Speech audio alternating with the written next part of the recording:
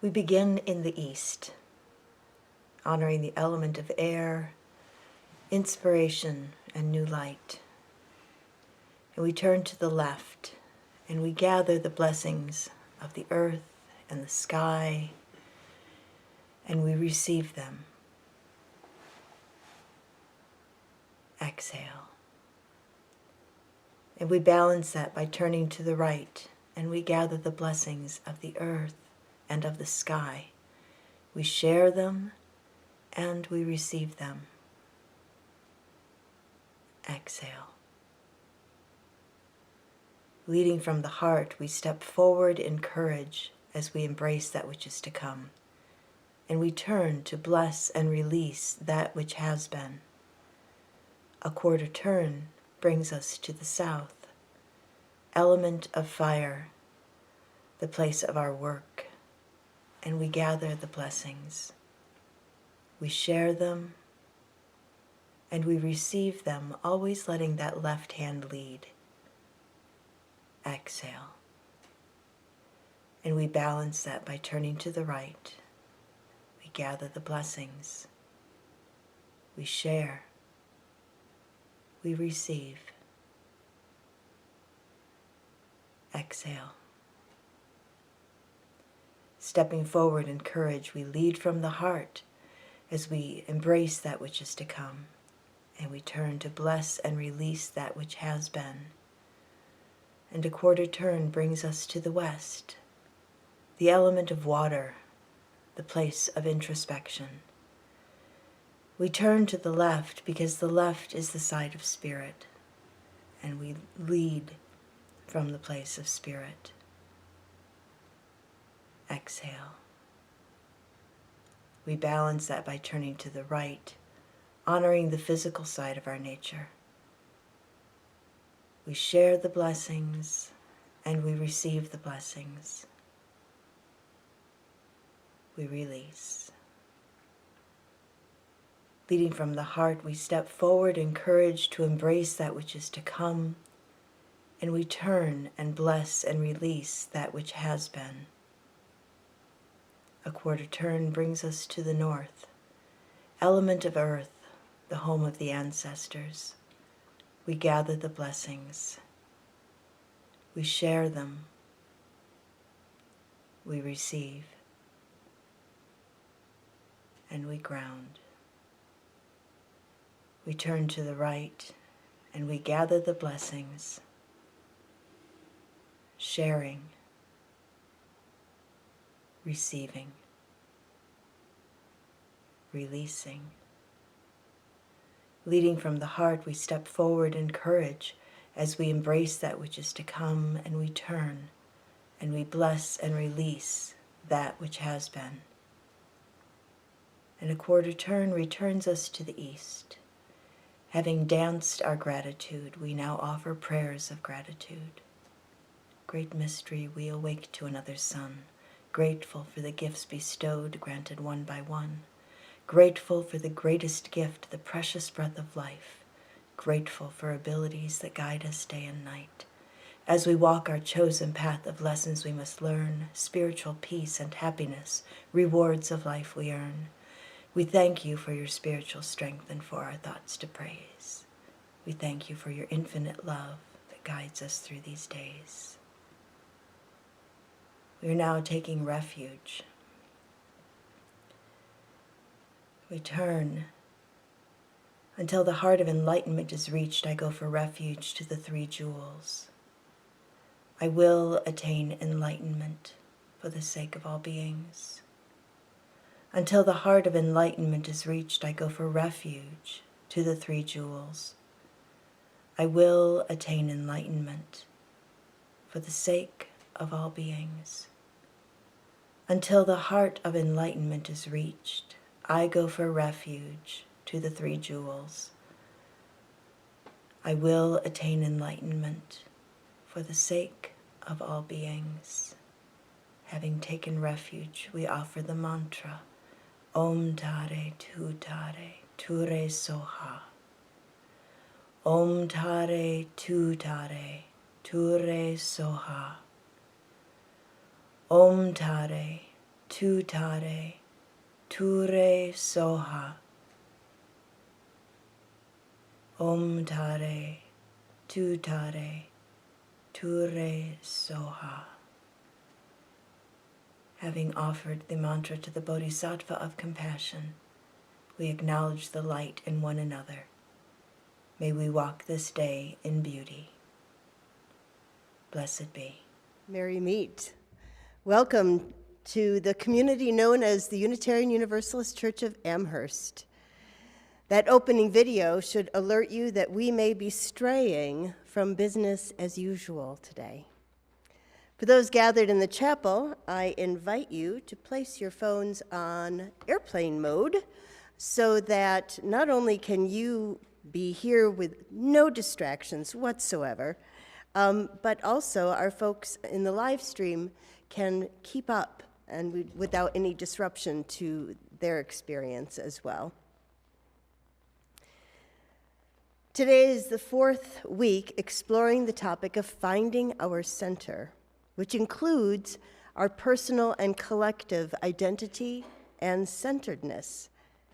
I think many of us have personal tools and practices for centering ourselves, like divers who, rather than simply dashing to the end of the board and flinging themselves toward the water, pause to gather their thoughts and energy, and then mindfully and confidently approach the end of the board and use that harnessed spring to successfully make the leap that they have practiced 1,000 times before. I look forward to hearing about some of your practices during the course of today's service. When I describe the through line of our Sunday service as a labyrinth, I hope to capture that diver's mindful energy as we travel to the center where we can experience the essence of life itself, drinking deeply from that fount, and then carrying what we have learned back into our everyday lives, and maybe, just maybe, out into the world. And so we begin. Entering the labyrinth of our time together, we gather, creating the sacred container for mystery and wonder in our lives. We lift up that which is of ultimate importance to us. We begin by drawing the gathered community into a circle of love and trust. We are a beloved community, a gathering of people who have chosen to journey together, to encourage one another, and to be part of something important and life-changing. Because we aspire to be such a people, we make promises to one another about how we will try harder. So I want you to take a moment of silence as we align our hearts and our minds as a gathered community. And then at the sound of the chime, we will read together our congregational covenant.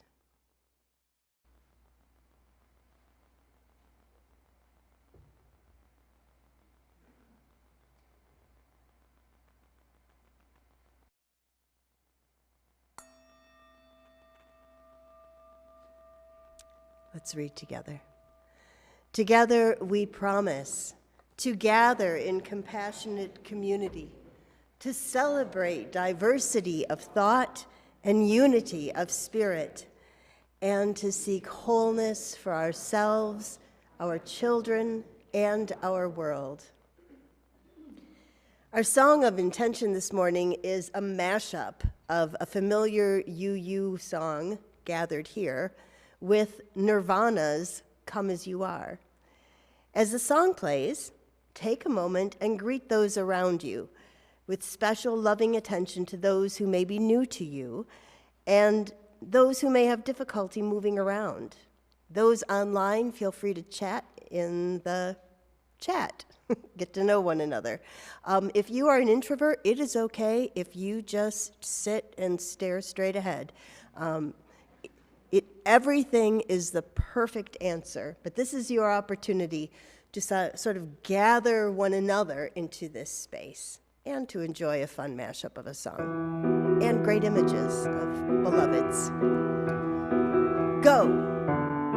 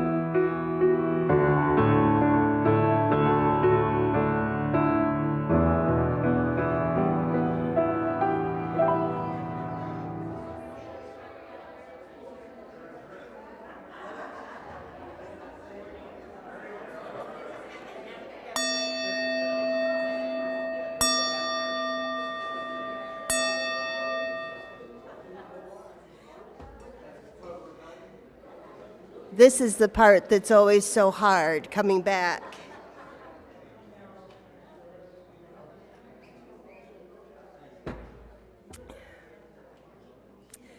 Oh, doesn't that feel good? Do you feel the energy in the room? Woo! Awesome. So now that we have more fully arrived, greeting one another and feeling the energy of gathered community, we anticipate our shared experience. Something could happen here. That's always the danger, isn't it? And the exciting thing. So my friend Elise is going to help out with our land acknowledgement. So Elise, you don't have to pour the whole jug. Okay, good.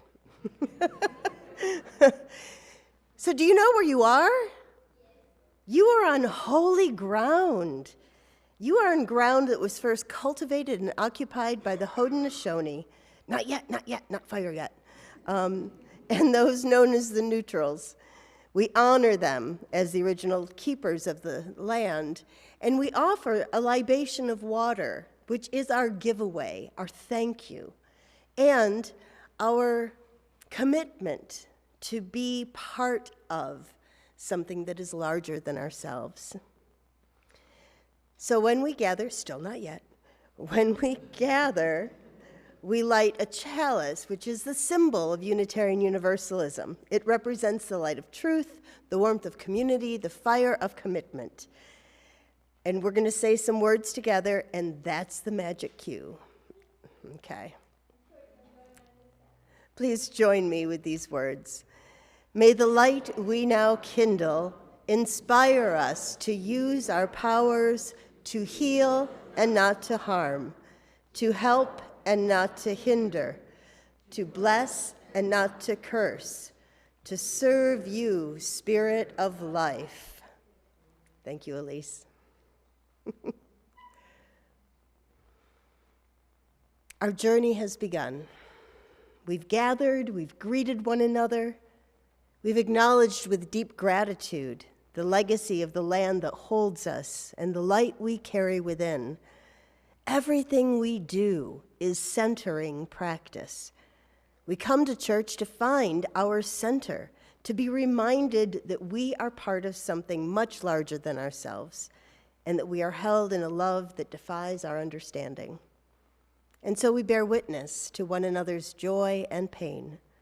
We make room in the circle and in our hearts for all that we bring.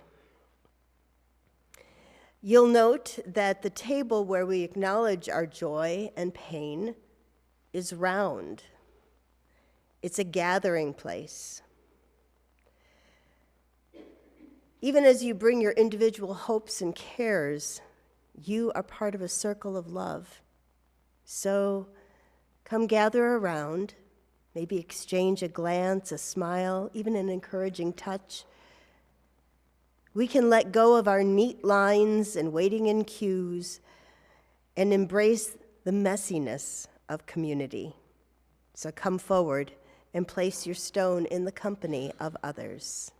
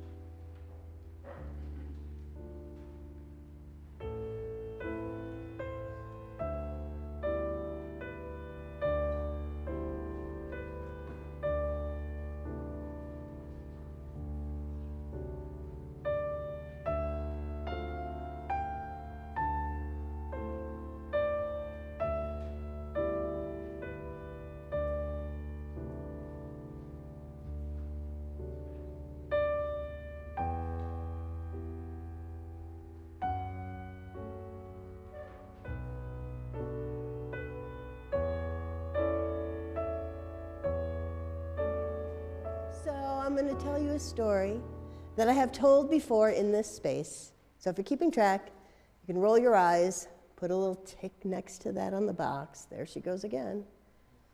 But there is something wonderful about repetition. Local tradition, a number of stories, and at least the ones that time. There are a whole bunch of stories, that don't make it to prime time, and there's a reason for that. But that is a conversation for another day. So this is the cricket story. So once, two friends were walking down the sidewalk of a busy street in the middle of a city during rush hour. Maybe you can imagine what that might be like, having ever experienced rush hour. I thought I had experienced rush hour until I moved to Buffalo, and then I was like, oh, how about that? That's different. So there was all sorts of noise. Car horns honking, feet shuffling, people talking on their phones the whole time. What? Can there be that much to say?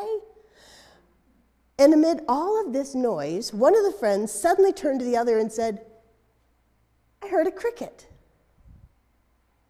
No way, her friend responded.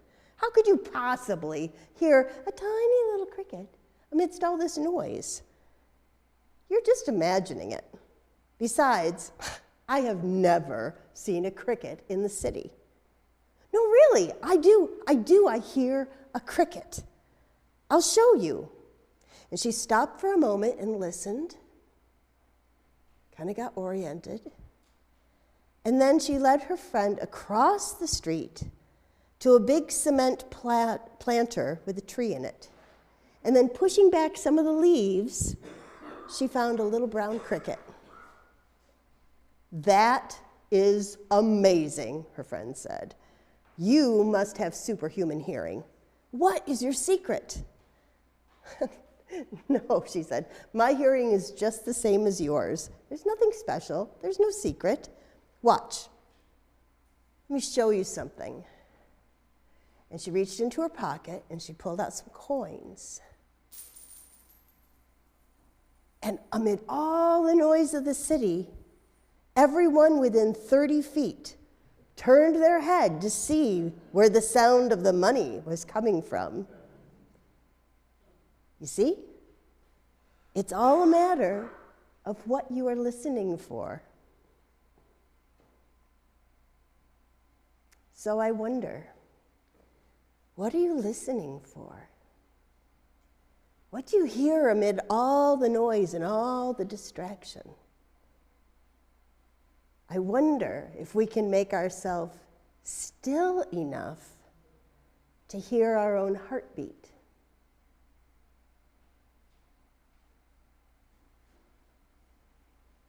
Can you hear something, Elise?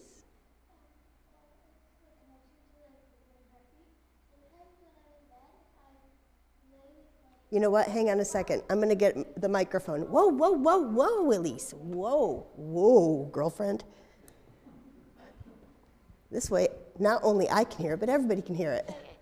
So sometimes when I lay down in bed, I lay over my ear, and like the ear flap kind of goes over, and I can actually hear my heartbeat. Isn't that cool? Like, yeah, it is. Yeah, it's a cool experience. Thank you for sharing that. So throughout the coming week, I would like you to, within the list of possibility, so like if you're wanting to hear a bluebird in January or February, come up with a new list. You're not going to hear one, but like in my backyard, there's a flicker. And I had to ask Les what it was because I had never heard a flicker before, and I kept hearing this bird, and I'm looking around, and I can't see it in the trees to identify it, and it was moving around. It was like magic. I was watching the sky, and I would hear it over here, and then I would hear it over there. Now, maybe there were two. I'm going to tell myself there were two because I never saw it move. But I would like you to think about what wonderful thing would you like to hear? maybe from your own self, that voice inside that doesn't actually speak, and yet we hear it. And think about the sounds that give you joy. What's that sound? Candy. That is a thing that makes me happy. So listen for the things that will give you joy, okay? And maybe challenge a friend to do that too. And later, I don't know, there's money on the floor. So we're going to sing our kids out. They have a special activity. Kids, please don't scamper until we at least get the first word or two out, so that we can feel like we've actually sung you to your activities. Activities are going to happen in the Emerson room, which is just straight out of the space through the double doors. So the tune is to the gift of love, and we have sung this before. Bum, bum, bum, bum, bum, bum, bum, bum. Okay, now you know it now. Let's sing it together. And kids, after the first beat or two, you may start moving to your activities. With love we send you on your way to learn of love and peaceful ways, to grow in spirit, heart and mind, and be a light to humankind. I love that. They did exactly what I asked. That was fabulous. It happens so infrequently in my life that it bears noting. So we have entered the labyrinth, have begun that around, doing the circuits. Sometimes we get lost in the labyrinth because it's not a single path that goes directly to the center. We get kind of caught up in it, lose track. It's a wonderful experience. At the center of the labyrinth is where we can engage ideas and maybe even emotions. We'll see what we get.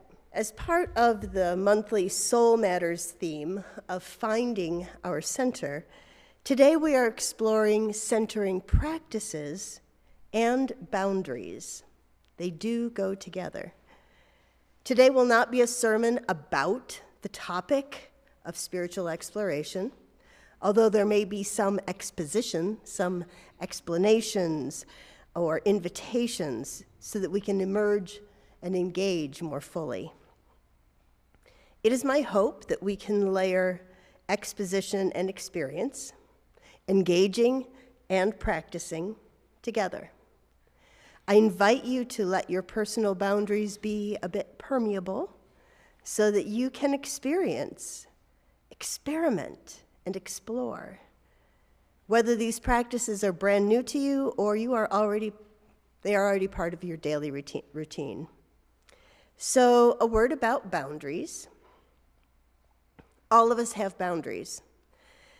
And I think we all know the experience of someone getting all up in our space, not respecting our boundaries. Boundaries need not be set in stone. They change as we change. Having and holding good boundaries can be a centering practice, knowing where we end and others begin. And it's incredibly freeing. And it's also really hard to find the balance. If you tend to be a people pleaser, like moi, having or encountering boundaries can feel threatening. I'm still learning, which means that I can have so few boundaries that I stretch myself too thin, I try to please everyone, and that only leads to disappointment and exhaustion. Or, well, no, really, I don't know what the other side feels like. I have never been accused of having boundaries that are too strict or too hard. Centering our spiritual practices can be found in every culture and religious tradition. They may go by different names, but the process and desired result may be very similar. So you'll find practices such as prayer and fasting in most religious traditions, although the extremity and the duration may vary. Human beings seem to have a built-in longing for connection with the ultimate and will willingly go to great lengths to experience it. So, in the spirit of full disclosure, in addition to being a minister, I am a spiritual director or spiritual companion, also known as an anamkara, a soul friend. I engaged in a course of study, different from yet deeply informed by my seminary studies. This 2-year course of study challenged me in ways my seminary training did not. Rather than learning about a thing, I was challenged to immerse myself in an experience. I have a spiritual director with whom I meet monthly, and I am a spiritual director for others. I also meet in a monthly supervision group of other spiritual directors to offer one another insights, direction, and perspective. And I find all of these practices to be immensely helpful. Now, you may be wondering, why is she talking about spiritual centering and practices? We are Unitarian Universalists.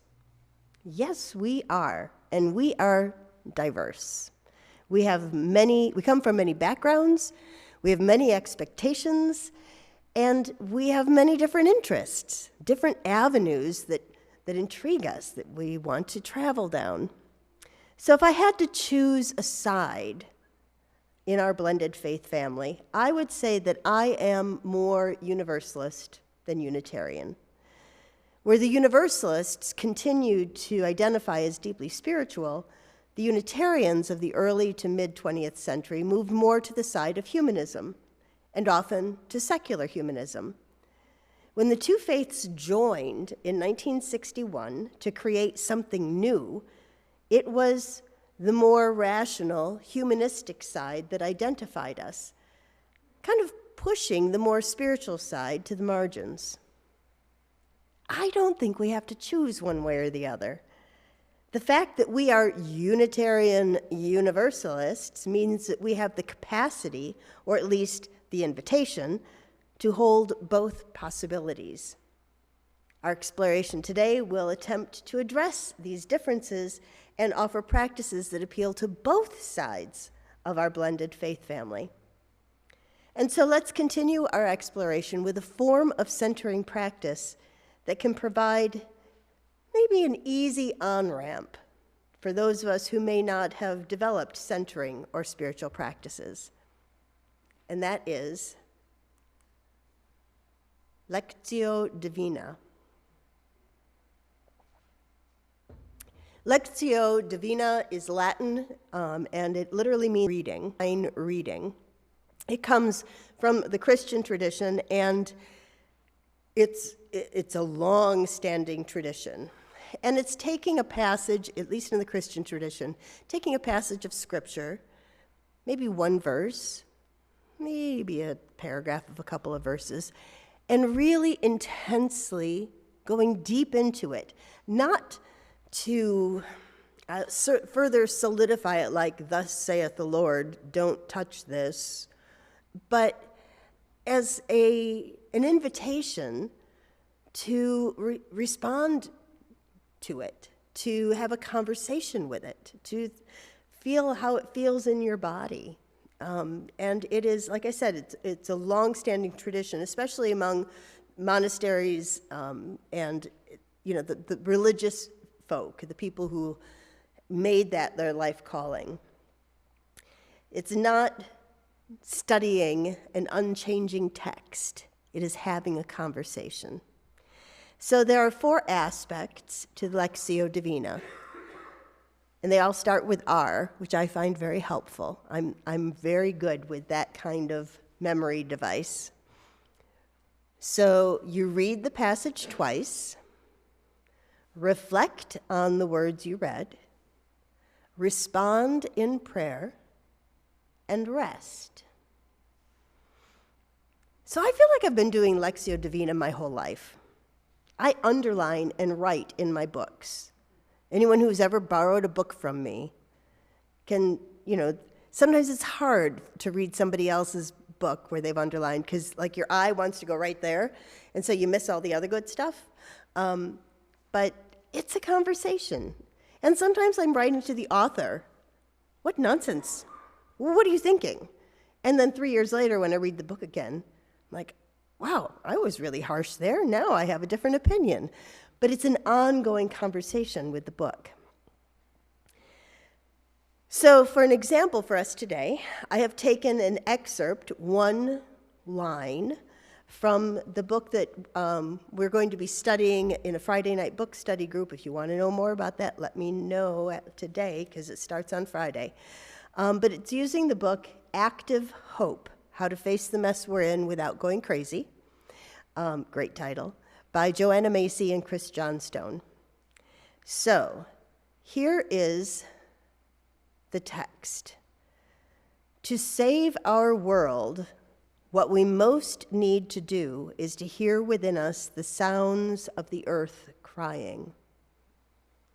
And it was Vietnamese Zen master Thich Nhat Hanh who, when he was asked what we need to do to save the world, this was his response.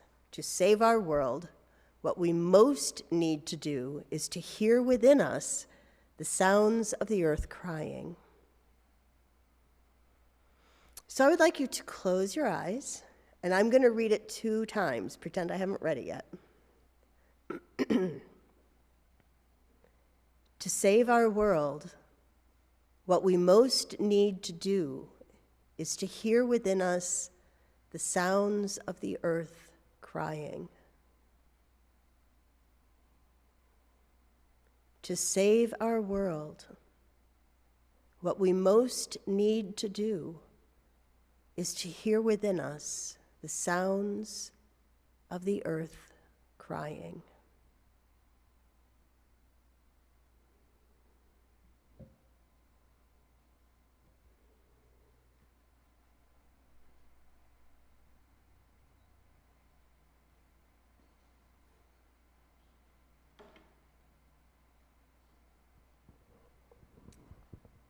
So we have read it, and now it's a chance to reflect on these words, and we're going to reflect together for a little bit, just a minute or 2. What comes up for you? Are there any words that particularly like, oh, I never thought of it that way? Or what comes up for you? If you raise your hand, I'll come to you. People online, if you will chat, Les will let me know. I felt that way during the blizzard because of the wind, and I never experienced wind like that, and it just made me think that this is what we get from how we treated the earth. Wow. So the wind as earth crying too? Wow, beautiful image. And sort of frightful with the experience that we had. I am coming back to Susan. Boom, boom.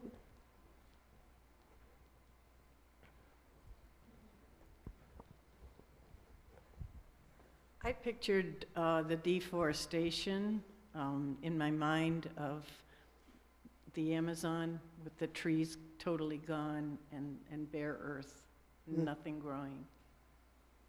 Thank you. Tammy? I pictured the deer in the back walking back here and just animals in general, but crying because where do they go from? They don't have the habitat back here. Wow. Yeah. I mean, we have some lovely space back there, but it's surrounded by people. Okay, I'm tripping, and then I'm coming over. Make sure we got that on. I think what hit me was about the need to slow down enough to hear something within myself. When going to make a decision about things I'm going to purchase and what I'm going to do, to be slowed down and mindful enough to even hear how the planet responds to those purchases and activities in the world. Yeah. And the harm that we inadvertently cause, right? I think a good example of seeing how the earth responds when we are able to pause and take a breath is during COVID, when we saw wildlife come back into areas that were, haven't seen that in a long time. Dolphins in Venice and, penguins walking around towns and things like that.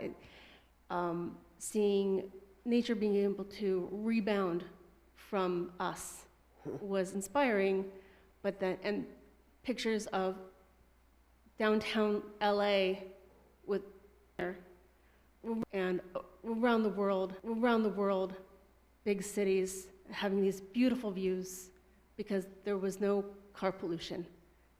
Everything was shut down.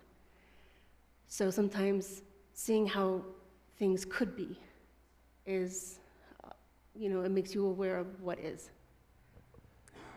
And in those particular examples, I was struck by how quickly it happened. I have this sense, well, it took us so long to get to this point of madness, surely it'll take a couple hundred years before nature rebounds. But it was like weeks. It was within the first month that these things were happening. The air was getting cleaner and dolphins were swimming in Venice again. And I mean, that was the one that really captured my imagination at the time. So we've read the passage, we've heard it, and we've reflected. And so the next piece of Lectio Divina is to respond in prayer.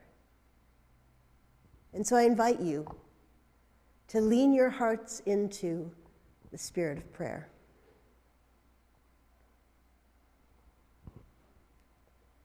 Spirit of life, let the tears of the earth dissolve the thick walls around our hearts. Soften our spirits that we may strengthen our resolve to live the truth of our deep connection with all living beings. Amen, and blessed be.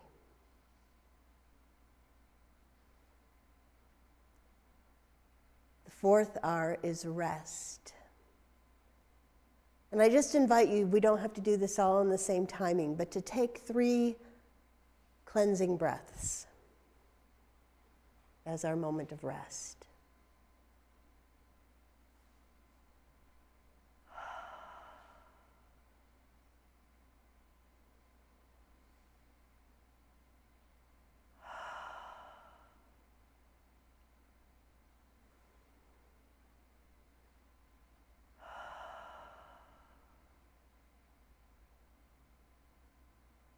Power of pausing and breathing.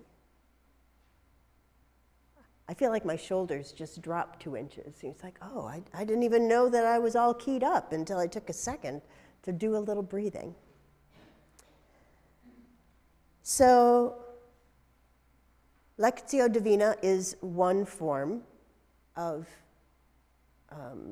a centering practice, a spiritual practice.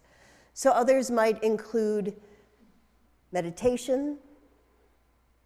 And meditation is a broad range, right? I mean, there are so many forms of meditation. There's walking meditation, and there's lying down kind of meditation, and seated, and I mean, just kind of endless, because it is a creative activity.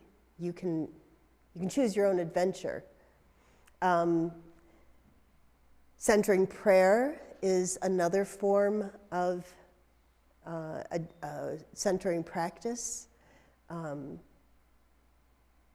You might use a mantra that can be used as a centering prayer, just repeating the same word or phrase again and again to take you more deeply into yourself. It's not to like send yourself out to the moon, it's to get more deeply inside. Find who you are in there. Find what is holy and good and bring it out. So just call out if I've missed a type of centering practice that you might do. Call out and I'll repeat it. And also, if you're virtual, type it in the chat and Les will shout it out at me. What other practices do you do? Or have you read about? I'm not going to put the pressure on you like, oh no, I don't do anything yet. Yeah. I've been bringing the touchstone to work, and it's in my pocket right now. Bringing the touchstone from our January 1st service when we took a touchstone, carrying in the pocket, staying aware of being in alignment with our values.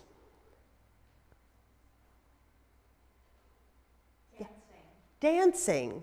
What a joyful way to engage your whole body. Singing, too. That's one of my favorite centering practices, is singing. It is alternately really frustrating, like when my voice is quacky like it is now. Singing is not a big fun thing for me, but normally it is a big fun thing for me, and it really does. Brings me back into my body. Yeah, Grace. Drawing and photography. Those artistic things. I saw a hand. Yes? Gardening. It brings me close to the earth, summer or winter. Brings close to the earth, summer or winter. You were talking previously with the things. I thought the sound of water and rain reminds you of the glaciers that are melting. Sound of rain and the water reminds you that the glaciers are melting. Yes? Drawing. Yes? Walking. And you are a famous walker, Pat. Yes, way back there. Passage meditation. Yes, with the Tuesday night group. Okay, good. If you're curious about some of these things, like, I hope you turned around like, who did the drawing? Who likes to walk? And have some conversation. Centering practice is not like something you have to be ashamed of, like, oh, I have to go into the dark and go do my thing. You can enjoy it out loud with other people. It's the magic. So we Vina. Oh yes, here we go. Hi. It's Introduction to a Metaphysical Life belief system appearing later in '86. Lori Kaznicki says, walking in the woods without any earbuds. Barry also writes, sending Reiki, a healing modality at times of hearing of someone's medical problems or disaster elsewhere. And Dorothy Reed says, listening to the ocean. Listening to the ocean. We have a white noise machine that attempts to sound like the ocean. It's really kind of crap. But it helps the grand twins to fall asleep and stay asleep, that repetitive, yeah, it sounds a lot like that, which gives you an idea of how terrible it is. So remember that the 4 aspects of Lectio Divina are to read the passage twice. You can read it more than that, there's nothing special, but at least twice. Reflect on the words that you read, let them kind of soak in. Pay attention to what comes up in you, and then respond in prayer. And that can be, maybe you've read Annie Lamott's book on prayer, that there's 4 prayers, and I'm going to not remember them. There's help, wow, and 2 more. Thank you is the good one. And what was that?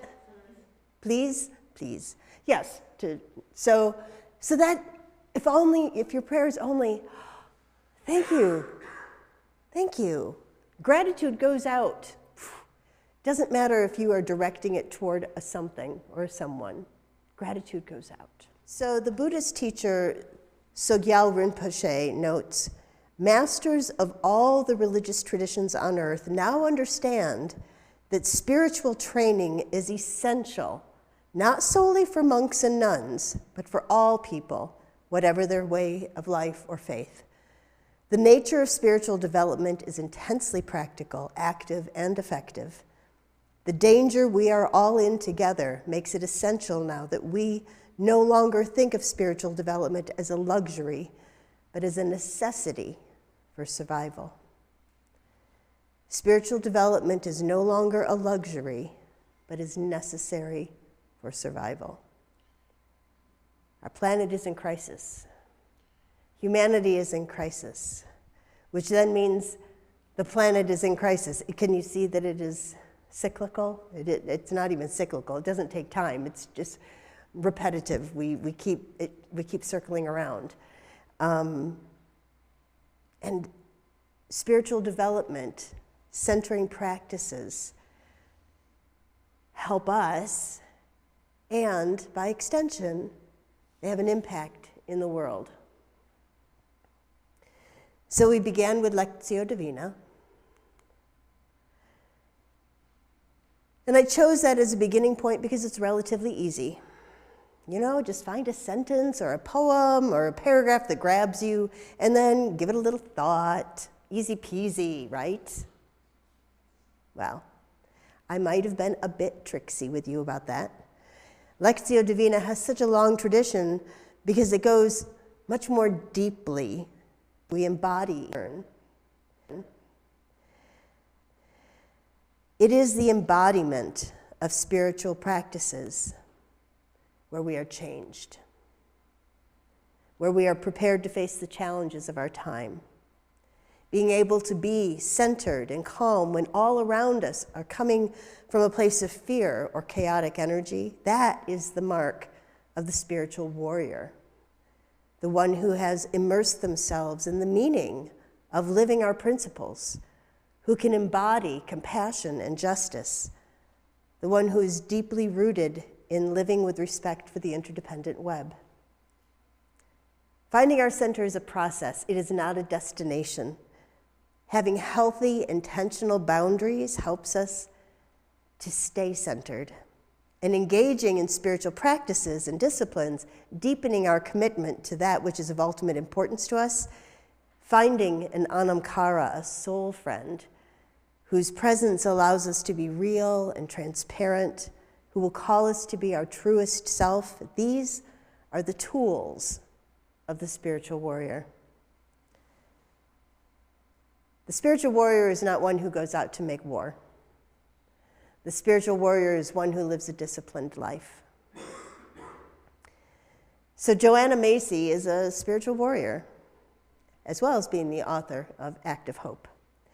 And she was offering a 2-week intensive workshop. So here's a little story. On the last afternoon of that 2-week intensive, as she was walking out, she met a monk from the retreat center that was hosting the event.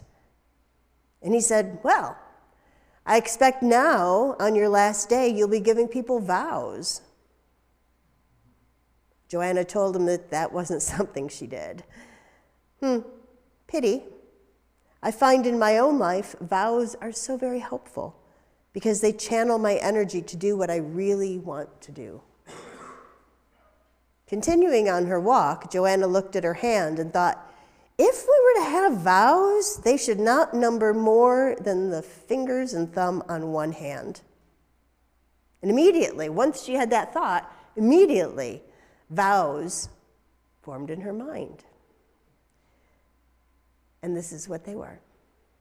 I vow to myself and to each of you to commit myself daily to the healing of our world and the welfare of all beings, to live on earth more lightly and less violently in the food products and energy I consume, to draw strength and guidance from the living earth, the ancestors, the future generations, and my brothers and sisters of all species, to support others in our work for the world and to ask for help when I need it. Oh, that's so hard. I can't even do number 5 now. I'm so depressed. No, I'm not. I'm learning. I'm learning to ask for help when I need it. And to pursue a daily practice that clarifies my mind, strengthens my heart, and supports me in observing these vows. It is that daily practice that clarifies, strengthens, and supports that helps us find and keep our center. Because when all else is discouraging or chaotic, we return to the center and find restoration.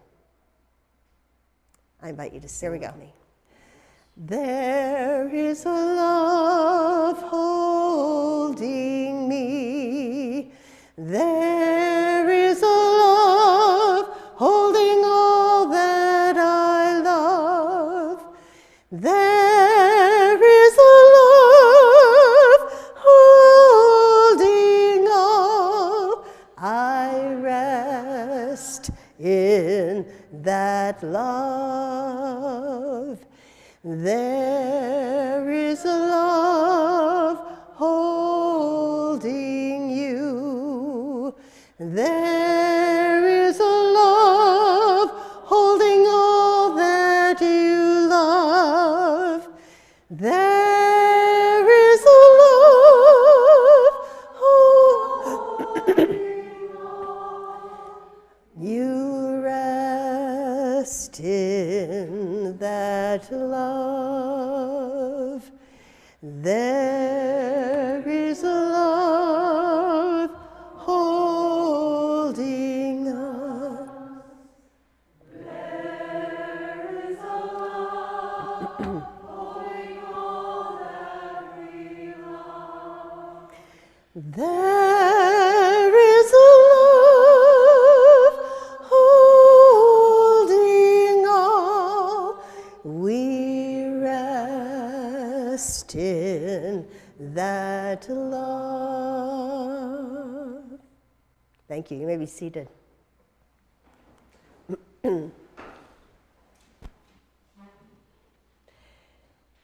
Having engaged hearts and minds and intentions at the center of the labyrinth, we emerge and we return. We are renewed. Our service is drawing to an end, which means our service to the world is just beginning. So let me tell you about some opportunities to connect and serve in the days to come. I know you love coffee hour. I know some of you secretly endure the service so you can go to coffee hour with a clear conscience. I know my people. So coffee hour does not happen by magic, even though it feels so magical. So we need some coffee hour volunteers, both the before, the during, but particularly the after, when everyone has said, oh, I am so full of coffee and love, and now I'm going to drive home. And there's stuff to do. So if you find yourself lingering and it's getting to the end, just appoint yourself, deputize yourself. I am going to be a coffee hour warrior, and I'm going to make this my spiritual practice today to help put the mugs in the kitchen. Okay, that can be a spiritual practice. It's wax on, wax off, pick up coffee mugs, put them away. So, and it can just be spontaneous. And if there are 5 of you, don't feel like, oh, well, I'll bow out. No, 5 of you, that's amazing. Do your thing, okay? So that's my first announcement. My second announcement is slightly more fun, probably. There is a cocktail hour coming up February 11th. You can sign up and buy tickets in the Emerson room after the service. And then the most fun thing of all is being a part of making all of the magic happen with your financial support. And so you can go to our website, uumherst.org, you can text your gift, or you can give your gift by dropping it in the basket on the way out. Because we pick fruit from trees we did not plant, and we drink water from wells that we did not dig. And that is exactly as it should be, so long as we dig and plant for those who will come after us. I invite you to rise in body or spirit as we sing our closing song, and then just remain standing as we extinguish our chalice. And remember, this is a 3-verse song. In at least the 3rd verse, take a peek at the people around you. You're not necessarily singing it to me or the windows, okay? Here we go. Travel light and travel easy till I see you once again. Travel light and travel easy, and remember I'm your friend. May the road rise up to meet you as you leave your past behind. I will think about you gently, and I'll hold you in my mind. Look at each other. Travel light and travel easy till I see you once again. Travel light and travel easy, and remember I'm your friend. And Elisa's mom, Kendra, will be extinguishing our chalice. We extinguish this flame, but not the light of truth, the warmth of commitment, no, fire of commitment, something. These we carry in our hearts until we are together again.